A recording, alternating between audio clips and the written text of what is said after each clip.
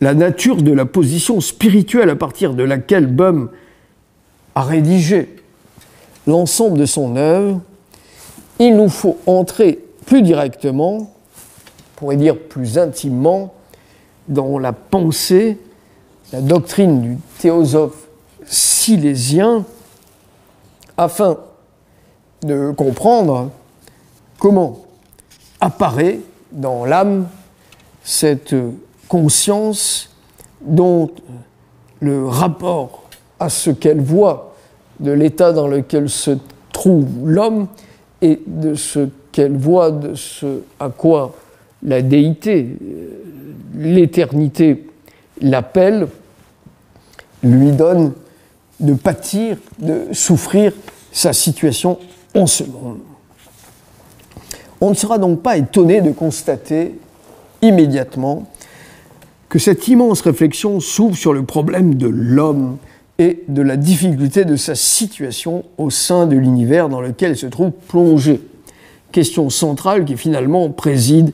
au développement de toutes les idées qui prendront forme et consistance au fil des divers ouvrages rédigés par Boehm. Dès les premiers mots de l'aurore naissante, laisse envisager une possibilité capable d'aider grandement l'homme dans sa recherche et qui se révélera fort utile s'il veut bien s'y rendre attentif. Boehm écrit au début du chapitre initial, intitulé « De l'exploration de l'essence divine dans sa nature », quoique la chair et le sang ne puissent pas saisir l'essence divine et que cela n'appartienne qu'à l'esprit quand il est vivifié et éclairé par Dieu, si l'on veut toutefois parler de la divinité et chercher ce qu'elle est, il faut soigneusement scruter les vertus ou les puissances, Kraft,